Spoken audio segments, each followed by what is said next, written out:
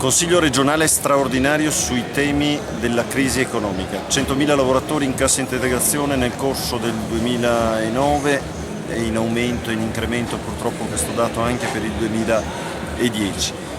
Queste sono le motivazioni con le quali il Partito Democratico ritiene ci debba essere una discussione seria e approfondita su questo tema. L'altro giorno è successa una cosa che ha dell'incredibile.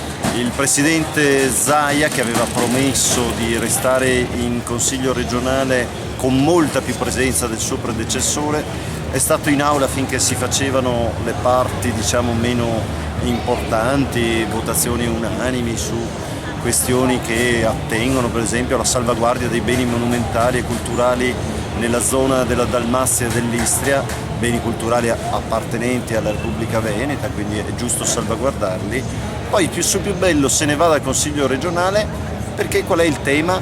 La discussione sulla manovra economica del governo, cioè una questione che taglia per 10 miliardi le regioni nei prossimi 2 anni, che ha visto i presidenti delle regioni, devo dire la verità, con Formigoni alla testa insieme a Errani, di un movimento che ha addirittura definito inaccettabile questa manovra economica e che ha promesso di restituire le deleghe perché non ce la farà a mantenere i bilanci e a chiudere i bilanci delle proprie regioni se questa manovra economica non cambierà profilo.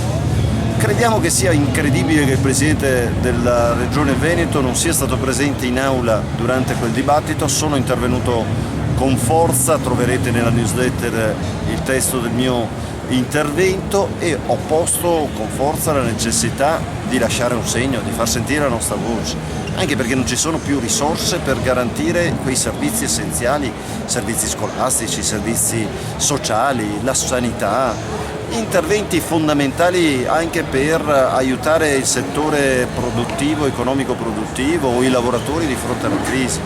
Crediamo che questo sia il senso della battaglia che abbiamo fatto in Consiglio regionale, approvando e costringendo la maggioranza ad approvare all'unanimità una risoluzione che definisce inaccettabile il contenuto di questa manovra economica. Non si possono tagliare 800 milioni di risorse e poi riempirsi la bocca di federalismo, perché questo è l'esatto contrario del federalismo.